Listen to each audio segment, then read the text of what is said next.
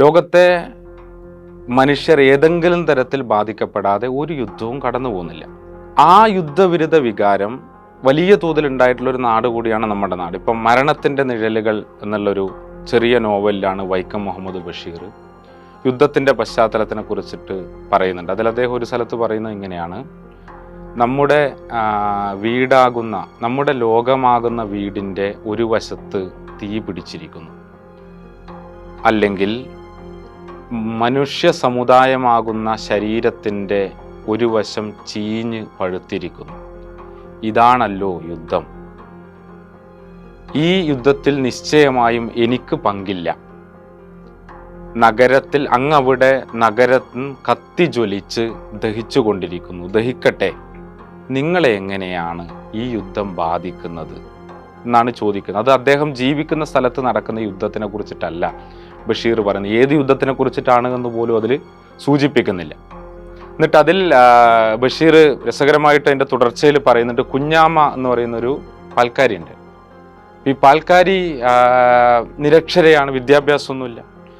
അപ്പോൾ ഈ പാൽ വിറ്റിട്ടാണ് അവരുടെ ഉപജീവന മാർഗം അവർ കണ്ടെത്തുന്നത്.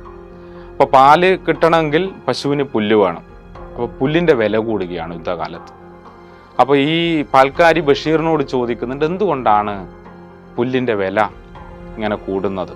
അപ്പോൾ ബഷീർ പറയുന്ന ഉത്തരം, അത് യുദ്ധം കൊണ്ടാണ്. കഥാപാത്രം പറയുന്നത് അത് യുദ്ധം മൂലമാണ്. അപ്പോൾ തിരിച്ചിട്ടുള്ള ചോദ്യം, യുദ്ധത്തിനെന്തിനാണ് പുല്ല് എന്നാണ്. യുദ്ധത്തിനെന്തിനാണ് പുല്ല് എന്ന് ചോദിക്കുന്ന ആളുകളുടെ എണ്ണം ഇന്ന് കേരളത്തിൽ കൂടിക്കൊണ്ടിരിക്കുന്നു.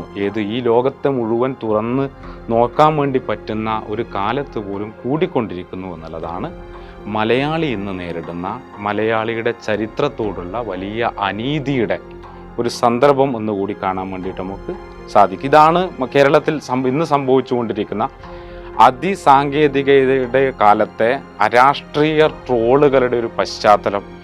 പാൽക്കാരി കുഞ്ഞാമ്മമാർ അന്ന് അവരുടെ തെറ്റുകൊണ്ടല്ലാതെ സംഭവിച്ചിട്ടുള്ള അഭിപ്രായ പ്രകടനങ്ങൾ ഇന്ന് ആഘോഷിക്കപ്പെടുന്ന ഒന്നായിട്ട് മാറിയിട്ടുണ്ട്.